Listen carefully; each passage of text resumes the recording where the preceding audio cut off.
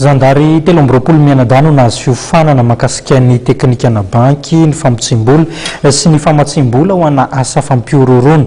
Zava-dehibe ny fahavitana izao fiofanana izao satria dia manampy betsaka amin'ny fisorohana ireo asa ratsy samihafa ny fahavitana izy ireto Zandary ireto ny fampiofanana izay natao.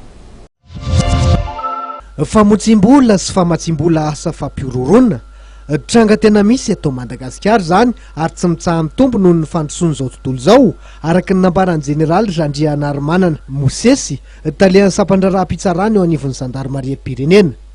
Nisy tokoa ny fampiofanana mikasika ny teknikana banky, famotsim-bola sy famatsiam-bola asa fampiororona nomen'ny IBF Société Générale ireo manamboninahitra Zandary misa 3 amby roapolo tetsy Analakely. Io zany fandikan-dalàna efa nisy hatramin'izay fa ohatran'ny fandikana rehetrarehetra zany tsy miaina mihitsy fa mitombo zany le izy arakaraky ny fandrosoany ny firenena anankiray. Eo anivon'ny Zandarmeria zany tsy nanana zay servisy manokana ny sahanan'io fa amin'izao fotoana zao zany zay mametraka an'izay servisy manokana mikasika an'io zavatra io dia atao zany zay opérationnel ny servisina io. Dia fantatrareo koa fa tsy institution anankiray no avitany ady amin'ny zany zavatra zany.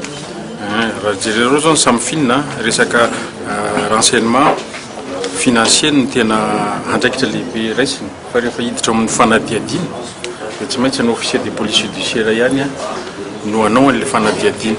Dikan'izany manamafy manatsara ny ady atao amin'ny sehatra io zany ny fidiran'ny Zandarmeria atsehatra amin'ny fanampitsahana ny rafitra sy ny fanofanana ny olona mpanao fanadiadiana ao aminy. Araka ny nambaran'Andriamatoa Frédéric Leritz tale jeneraly lefitry ny BFSG dia fotoana nahafahan'ny BFSG nanamafy ny fiara-miasany amin'ny Zandarmaria Pirenena ihany koa izao fampiofanana izao. Nentina nanamariana zany ny fanolorana paka ahitana akora misa 10 ao anatin'ny iray dia ny paka mandrosoa na mandroso ho an'ireo mpiasan'ny ministeran'ny fiarovana misahana ny Zandarmaria Pirenena. Ity paka ity tokoa no mora indrindra natokany BV ho an'ireo mpiasam-panjakana.